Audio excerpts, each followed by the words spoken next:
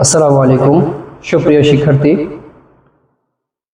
অনেকেরই ধারণা হচ্ছে যে মিষ্টতার মধ্যে গ্লুকোজ, সুক্রোজ, ফ্রুক্টোজ এটা হচ্ছে সবচেয়ে বেশি কার। আমরা জানি যে হচ্ছে সুগার বা চিনি, এই যে সুগার SU, এই সুগারটা হচ্ছে কয়েক প্রকারের হয়ে থাকে। প্রথমে ধরো glucose, glucose, fructose,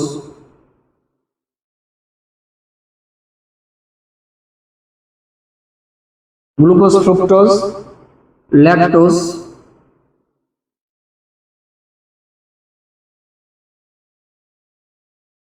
glucose, fructose, lactose, galactose,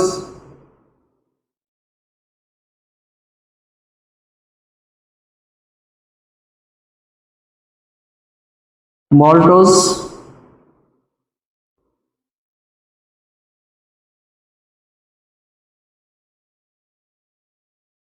তাহলে glucose, fructose, lactose, galactose, maltose, আর হচ্ছে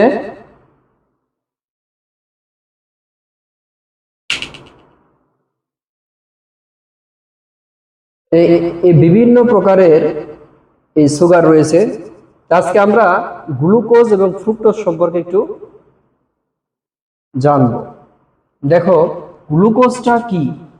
গ্লুকোজ হচ্ছে এই C6H12O6, এটা হচ্ছে গ্লুকোজ। কিন্তু আসলে এই C6H12O6 এই গ্লুকোজ এবং এটাকে ফ্রুক্টোজও বলা হয়। এটা হচ্ছে আণবিক সংকেত। এই দুইটা হচ্ছে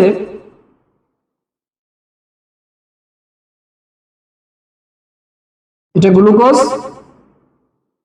এটা ফ্রুক্টোজ।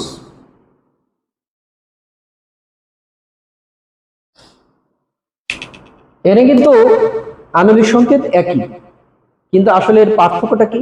পার্থক্য হচ্ছে এর মিষ্টতা এবং এর গাঠনিক সংকেত। হ্যাঁ, এটা হচ্ছে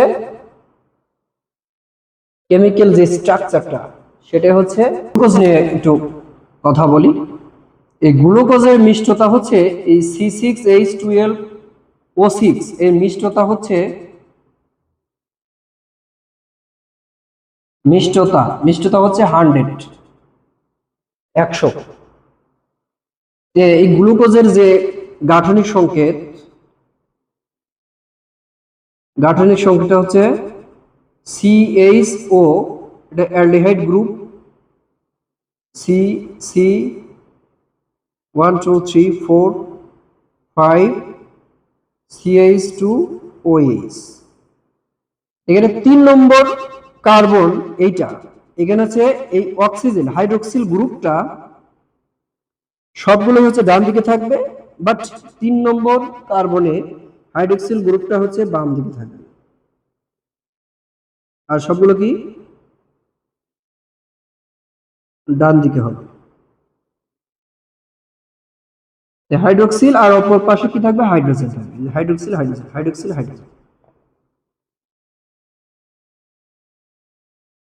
এই দেখো এখানে আছে C6 আছে না, 1 2 3 4 5 6।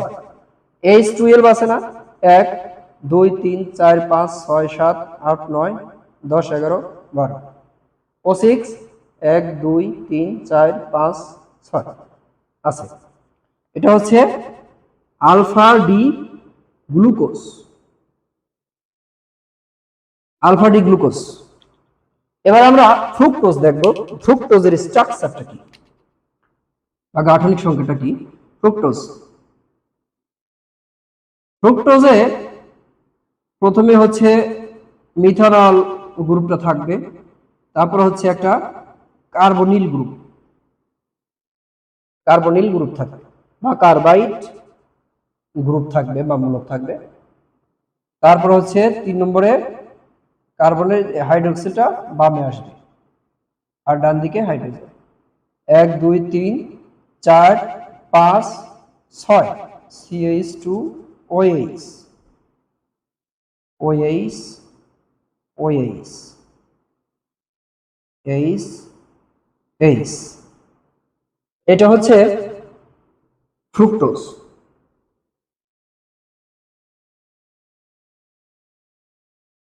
এই ফ্রুক্টোজের মিষ্টতা হচ্ছে মিষ্টতা 175 175। তাহলে কিন্তু এই ফ্রুক্টোজের মিষ্টতা সবচেয়ে বেশি থাকে।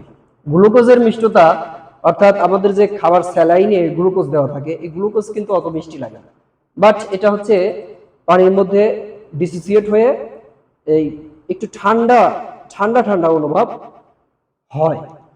আর এই যে ফ্রুক্টোজটা, এই ফ্রুক্টোজটা কিন্তু ফ্রুটের মধ্যে থাকে, ফ্রুট অর্থাৎ ফলের মধ্যে থাকে। এই ফলের মধ্যে বেশিরভাগই হচ্ছে ফ্রুট থাকে, অর্থাৎ সরি ফ্রুক্টোজ থাকে। এই ফ্রুক্টোজ থাকার কারণে ফলগুলো কিন্তু সাধারণত মিষ্টতা বেশি হয়। এটার কারণ হচ্ছে মিষ্টতার পরিমাণ হচ্ছে 175। এটা কিন্তু এই গ্লুকোজের চাইতে আলটিমেটলি বেশি। এটার স্ট্রাকচারটা হচ্ছে এইটা। এখানে গাঠনিক সংকেতে দেখো পার্থক্য অবশ্যই আছে। এখানে কিন্তু প্রথমে আণবিক যে সংকেত, আণবিক সংকেত থেকে কিন্তু কোনো ডিফারেন্স করা যায় না। এটা গ্লুকোজের সংকেত এবং ফ্রুক্টোজের সংকেত একই, আণবিক সংকেত একই, বাট গাঠনিক সংকেত ভিন্ন। গাঠনিক সংকেত ভিন্ন কিভাবে? এই যে এখানে কিন্তু হাইড্রোক্সিল মূলক, সরি এখানে কিন্তু অ্যালডিহাইড মূলক আছে আর এখানে অ্যালডিহাইড মূলক নেই, এখানে কার্বনিল মূলক।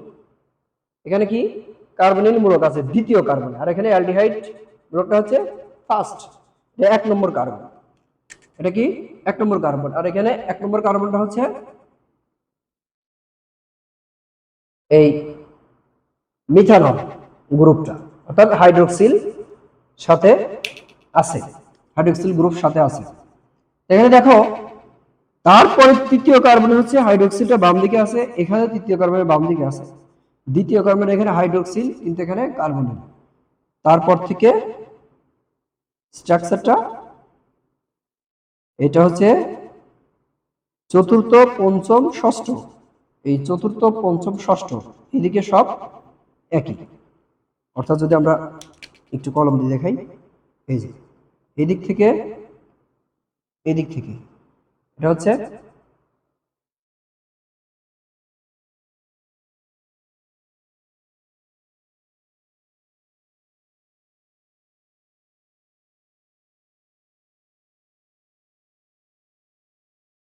এই যে এটা তৃতীয় থেকেই হচ্ছে একই।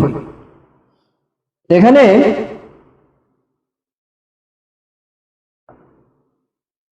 এখান থেকে আমরা বুঝতে পারলাম যে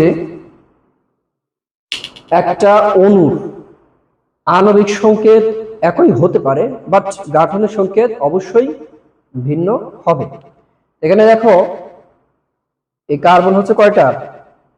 6টা। 1 2 3 4 5 6। হাইড্রোজেন 2 3 4 5 6 7 8 9 10 11 12। অক্সিজেন 1 2 3 4 5 6টা। সবগুলোই ঠিক আছে। এখানে এখন আমরা হচ্ছে একটু দেখবো যে হচ্ছে এই যে চিনিটা কিভাবে ফার্মেন্টেড। চিনির হচ্ছে গাঠনিক আণবিক সংকেত হচ্ছে এই C12H22O11। এটা হচ্ছে চিনি বা সুক্রোজ।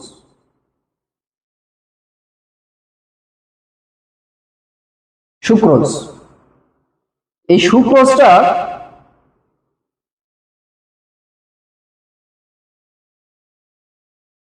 ফার্মেন্টেশন প্রক্রিয়ায় ব্যবহার করা হয়। এই চিনিটা হচ্ছে সুক্রোজ, এটা হচ্ছে ফার্মেন্টেশন হয় কিভাবে? প্রথমে এই C12H22O11 এটা হচ্ছে পানির সাথে বিক্রিয়া করে, কার উপস্থিতিতে? এটা হচ্ছে ইনভার্টেজের উপস্থিতিতে। ইনভার্টেজ এটা ইংলিশে লিখে দিলাম, ইনভার্টেজ। ইনভার্টেজ একটা কি এনজাইম, এটা হচ্ছে এনজাইম। এই ইনভার্টেজ এনজাইমের উপস্থিতিতে এটা হচ্ছে সুক্রোজ,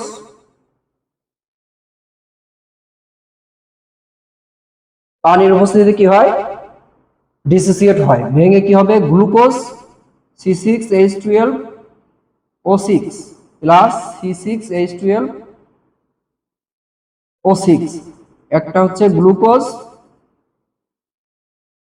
একটা হচ্ছে ফ্রুক্টোজ।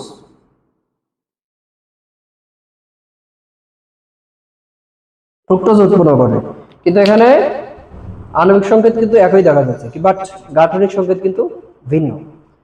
এখন এই যে গ্লুকোজটা, এইটা আবার কি করে, গ্লুকোজটা আবার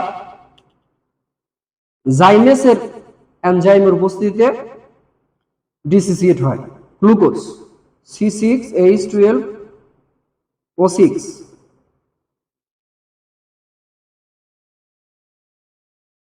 গ্লুকোজ। হ্যাঁ, গ্লুকোজটা কি হবে, কি এনজাইম, জাইমেস, জাইমেস এনজাইমের উপস্থিতিতে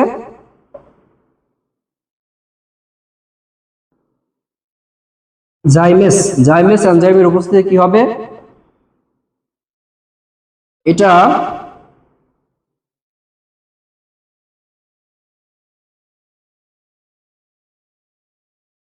অক্সিজেনের সাথে বিক্রিয়া করবে, অক্সিজেনের সাথে বিক্রিয়া করে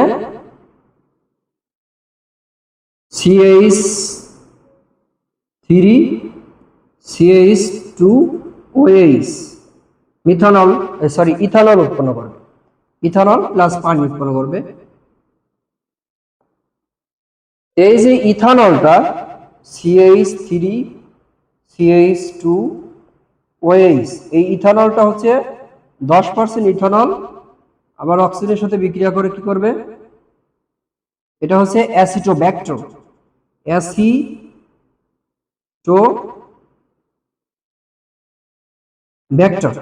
অ্যাসিটোব্যাক্টর, এটার দ্বারা আবার হচ্ছে কি হবে, এই সুক্রোজের যে এই ফার্মেন্টেশন প্রক্রিয়া, এটা অ্যাসিটোব্যাক্টর দ্বারা গঠিত হবে। তারপরে কি হবে, অ্যাসিটিক অ্যাসিডটি পরিণত হবে CH3COOH, অ্যাসিটিক অ্যাসিড, আর হচ্ছে পানি উৎপন্ন হবে। দেখো এখানে গ্লুকোজটা অক্সিজেনের সাথে বিক্রিয়া, এই গ্লুকোজটা অক্সিজেনের সাথে এখানে হবে না, সরাসরি জাইমেসের উপস্থিতিতে কি হবে, ethanol plus carbon die oxide উৎপন্ন হবে, কার্বন ডাই অক্সাইড। এখানে গ্লুকোজটা জাইমেস এনজাইমের উপস্থিতিতে এটা হচ্ছে ethanol plus carbon die oxide উৎপন্ন করবে। দেন এই ইথানলকে 10% ইথানল যেটা হবে এখানে, সেটা হচ্ছে 10% ইথানল। এই 10% ইথানল, এই ইথানলটা অক্সিজেনের সাথে অক্সিডেশন করা হয়, অক্সিডেশন এটা অ্যাসিটোব্যাক্টরের উপস্থিতিতে অক্সিডেশন করলে কি হবে, এটা হচ্ছে অ্যাসিটিক অ্যাসিড প্লাস পানি উৎপন্ন হবে, অ্যাসিটিক অ্যাসিড, অ্যাসিটিক অ্যাসিড আর কি পানি উৎপন্ন হবে। এভাবে হচ্ছে এই সুক্রোজের ফার্মেন্টেশন বা চোলাইকরণ করা হয়। সো আজকে আমরা একটা ইম্পর্টেন্ট কিছু জিনিস সম্পর্কে জানলাম, সেটা হচ্ছে গ্লুকোজ, ফ্রুক্টোজ, সুক্রোজ এবং সুক্রোজের হচ্ছে ফার্মেন্টেশন প্রক্রিয়া। তো আজকের মতন বিদায় নিচ্ছি, সবাই ভালো থেকো, সুস্থ থেকো, আসসালামু আলাইকুম ওয়া রাহমাতুল্লাহ।